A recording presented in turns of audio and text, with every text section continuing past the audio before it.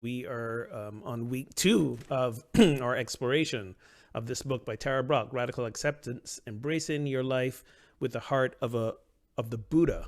And last week we talked about finding ourselves stuck in this trance of unworthiness because, as Brian Song alluded to, there's this ongoing feeling of we're not good enough.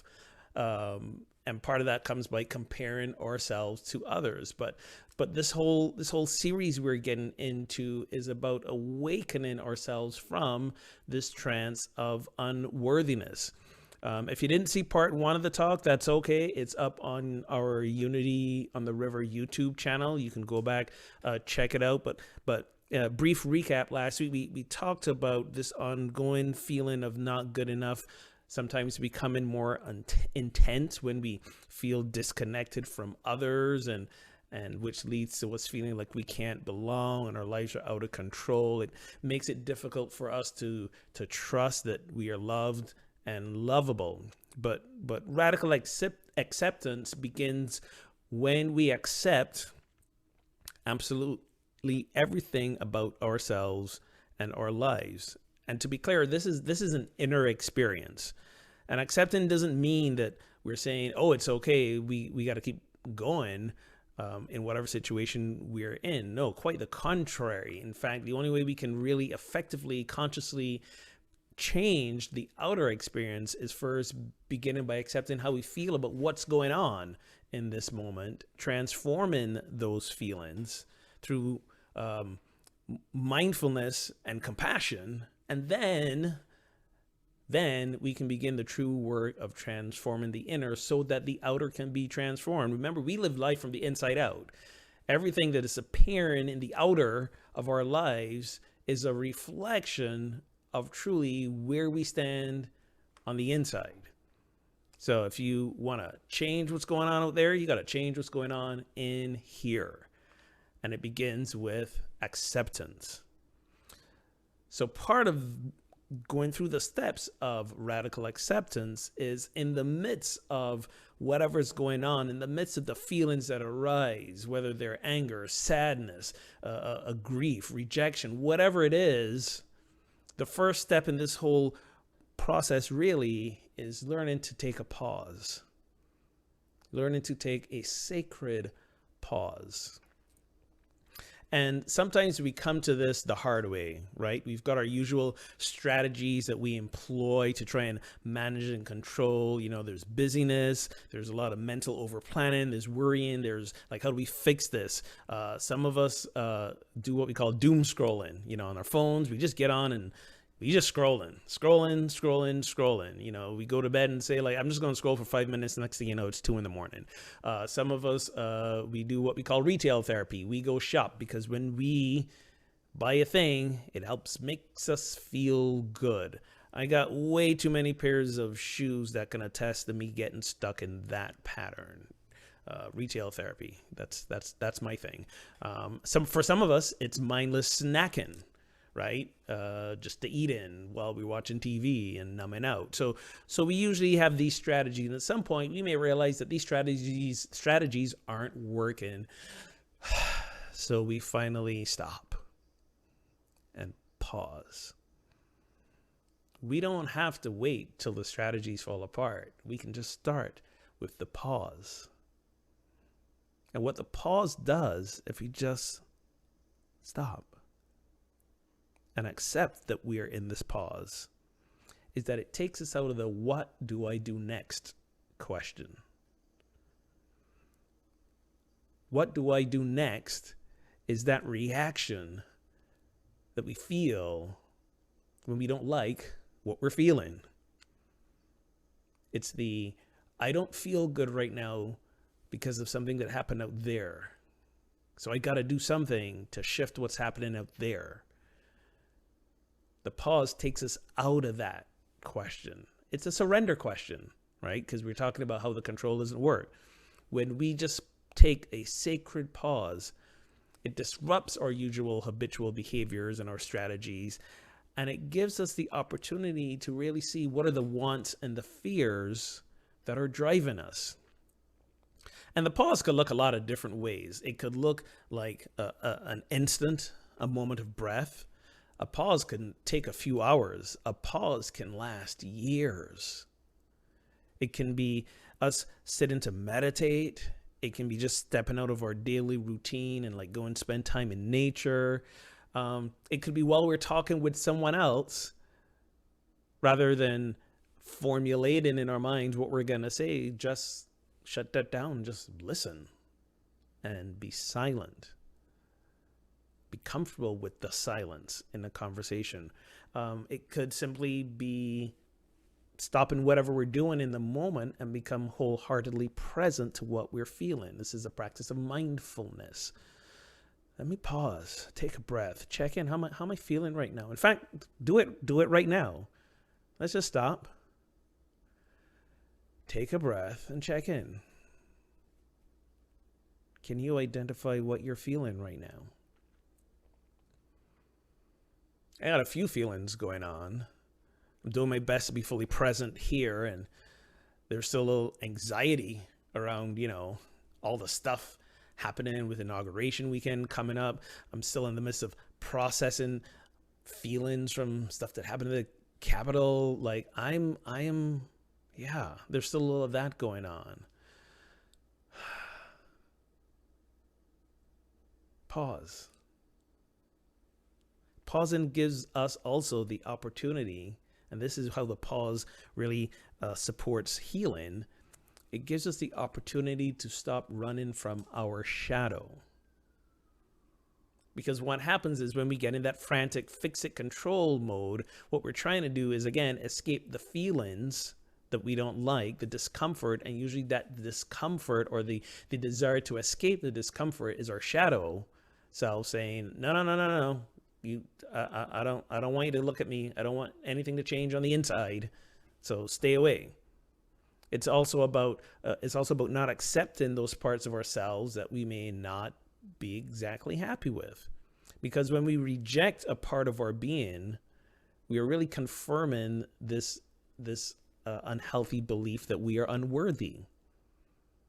Okay, so whether it's the parts of ourselves we like or the shadow parts of ourselves, any rejection of any part of ourselves stems from unworthiness. So there needs to be this acceptance. And when we learn to face and feel the fear or shame that we usually avoid, that's how we begin to awaken from this trance of unworthiness.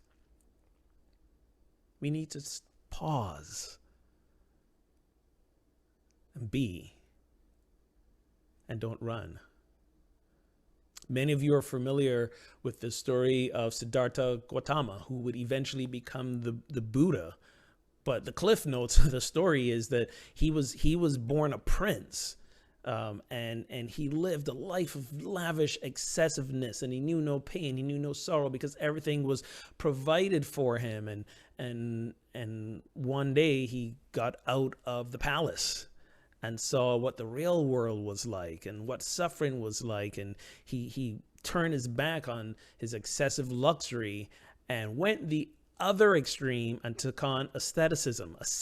I could say the word asceticism, which is like total deprivation. The story goes he almost starved himself to death, but then he realized that wasn't the way to find true joy and peace either. So what did he do after that? He paused. He stopped trying to find a way, looking for a way. He paused and he went and sat under the Bodhi tree. And by just pausing and sitting and making himself available to all that the universe had to reveal to him, he first faced his shadow side that turned up in the imagery of a god called Mara. In the Sanskrit, it means delusion. So he faced all the delusions and illusions about his shadow side. And he didn't fight them. He didn't resist them. He didn't turn his back on them. He just sat there lovingly, compassionately. And eventually, Mara faded away and he realized his true essential nature. And that's when he was truly awakened. That's when he became the Buddha. But it started with the pause, with the sitting under the tree, with the not doing anything to fix what was going on in here. So that's the invitation. That's always been the invitation. Stop running and just pause. Stop trying to fix. Just pause. Stop worrying and just pause. Stop lashing out, projecting, blaming. Just pause. And when you pause, Mara, the delusion, is going to come visit us in the form of the difficult emotions and the fear-based worries. And our job is simply to say, I see you and I accept you with compassion. That's how we befriend the shadow. I see you and I accept you. And then we can do some inquiry. We can scan and see what's happening in our body. Ask ourselves, what really is happening in here? And what wants my attention? What's asking? What's seeking acceptance within myself? And then with genuine care and unconditional friendliness towards ourselves, we just listen and accept. But it begins with the pause. When we pause, we set up the conditions for listening and accepting both our highest self and our shadow self. And then, when we truly listen with unconditional friendliness, then we're in a place where we can say yes to the experience we are having. And again, yes is not allowing the external conditions. That's not what this is about. This is all an inside job. But when we say, yes, this is what's happening, this is where I am, then the spirit of radical acceptance becomes alive in us. And we allow the thoughts and feelings to come, arise, to pass away, just like the Buddha did with the Mara under the Bodhi tree. And we can simply say to ourselves, it's okay. Or whisper to these feelings, well, hello, I see you. With an open heart. Without resistance. Thich Nhat Hanh has a practice he calls smile yoga. Where he simply says, just smile a little bit during the day. Smiling is like a sense of unconditional friendliness. And you know this when you connect with people and you talk with them. Even if it's a difficult conversation, how do you convey that you are present with them and you're listening open-heartedly without judgment? Just a little smile. There's a story in the book of he went to visit some students who were like rigorously practicing, and they asked him, what can we do to improve? And he said, and I swear to you, this is my life mantra, get up a little later each morning and smile a little more. So I definitely got the get up a little bit later down pat. The smiling a little bit more, still working on it. Still working on it. Got a lot of years of deprogramming and acceptance and surrender. But that's all of our journeys, right?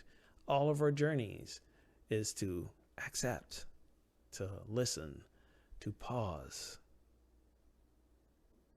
And when we can say yes to whatever experience we're having within ourselves, to accept it and not reject it, that leads towards us loving ourselves more. This weekend, we're observing, as we do every year, the birthday of Martin Luther King Jr. His birthday was this past Friday. The national holiday is tomorrow on Monday. So this is kind of like MLK weekend, if you will. And one of the quotes that people love, and it's one of my favorite quotes of his, is, darkness cannot drive out darkness. Only light can do that. Hate cannot drive out hate. Only love can do that. But here's the thing, folks. Where's that love coming from? Until we start fully loving ourselves, ain't no one doing any driving of anything. The love starts here. And that love comes from us radically accepting our experience so that then we can begin to allow it to be enveloped by the endless divine love from Source. These things are all connected. We live life from the inside out. And if there's not enough love in the world, then the invitation is for each of us to ask ourselves, is there enough love in me? And as long as there's a refusal to accept in any given moment how we're feeling and where we're at, then no, the love is not there.